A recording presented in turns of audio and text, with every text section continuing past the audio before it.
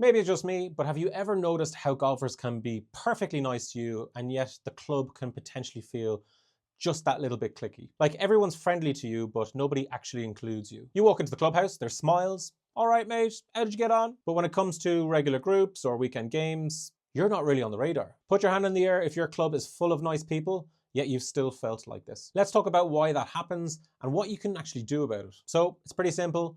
People already have their tribes. Most golfers didn't meet last week. They've got old school mates, work groups, family members, and 10 plus years of habits. Their four ball, their WhatsApp chat, their Sunday slot, all existed long before you showed up. That's not personal, that just happened. They're not thinking, let's exclude this person. They're thinking, we've had the same group for 8 years now, and it works. It's comfortable. To you, it feels like a wall. To them, it's just routine. And what I found out is that the real club lives in invisible WhatsApp groups. The stuff you see is notice boards, tee sheets, and comps. What you don't see is the WhatsApp groups, the side games, trips booked in group chats, quiet invites that happen after rounds in the bar.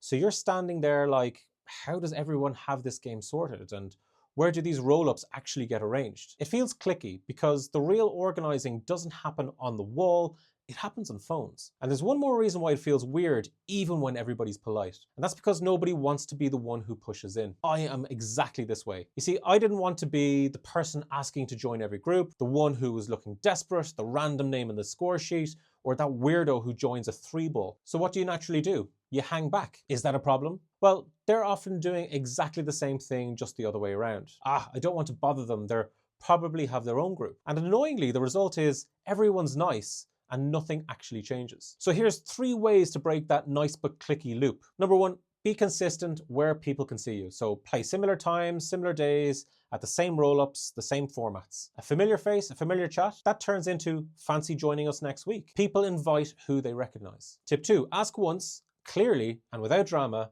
Nothing needy, just, if you ever need a spare for your Saturday group, give me a shout, I'm always around. You've now given them permission to include you, a clear signal you want games. And that one sentence can unlock a lot. And tip number 3, start tiny and be the inviter. Create a 2-ball after work, a casual Sunday 4, a little WhatsApp group with 3 or 4 people who said, I'm always looking for games. You don't need to break into the old clique at the club. You can build your own circle from the other people on the edges. So if golf feels a little bit clicky, even when people are being super nice, it's probably just because the groups have already been formed and the real action is in the invisible group chats. And everybody's just too polite to say, can I actually jump in? You don't need a whole club to adopt you. You just need consistency, one honest ask, and a courage to be the person who starts the invite, not just waits for it. Or you could get an app like Scratcher. That'll solve all your problems later.